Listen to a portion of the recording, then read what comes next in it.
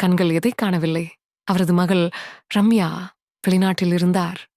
ஆனால் அவ்வப்போது வீடியோ அழைப்புகளின் மூலம் அவருடன் தொடர்பில் இருந்தார். ஒரு நாள் குருநாதன் தனியாக வீட்டில் இருக்கும்போது அவருக்கு மிகவும் விசித்திரமான உணர்வுகள் தோன்றத் தொடங்கின. சில நேரங்களில் அவரது வீட்டில் யாரோ நடமாடுவதை உணர்ந்தார். சில சமயங்களில் தன் அறையில் பொருட்கள் நகர்த்தப்பட்டிருக்கின்றன போல் உணர்ந்தார். ஆனால் அவரால் எதையும் உறுதியாக சொல்ல முடியவில்லை.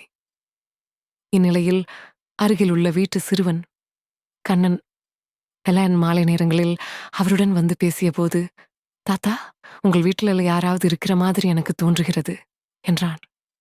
இந்த வார்த்தைகள் குருநாதனின் சந்தேகத்தை உறுதி செய்தது. மர்மத்தின் ஆரம்பம் அன்றிரவு குருநாதன் தனது வீட்டில் யாரோ இருக்கிற உணர்வை மீண்டும் பெற்றார். வீட்டு ஜன்னல் அருகில் யாரோ நின்று தன்னை கவனித்து பார்த்தது போல் தோன்றியது. அவர் உடனே தன் மகள் ரம்யாவிடம் அழைத்து கூறினார். ரம்யா, அப்பா, அடுத்த நாள் நான் யாராவது நண்பரிடம் கூறி வீடு சரிபார்க்க சொல்கிறேன் என்றாள். ஆனால் குருநாதனுக்கு அது போதவில்லை. அவர் இரவு முழுவதும் விழித்திருந்தார். அடுத்த நாள் ஒரு சிறிய ஒலியை அடையாளம் கண்டார்.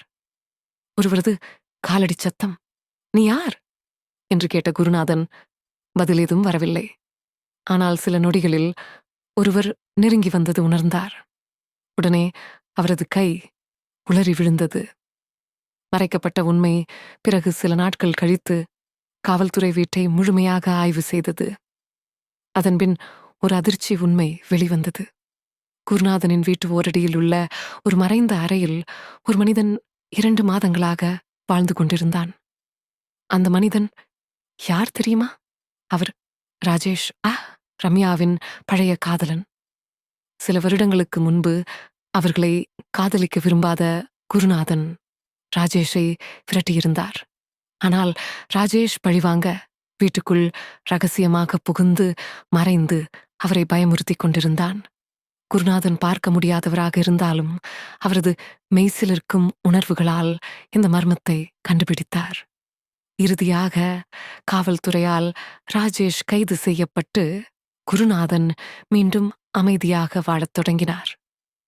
சில நேரங்களில் நாம் பார்த்தவற்றை விட நாம் உணர்வதுதான் நிஜம். இதுபோல இன்னும் புதிரும் மிரட்டலாகவும் இருக்கும் கதைகளை விரும்புகிறீர்களா?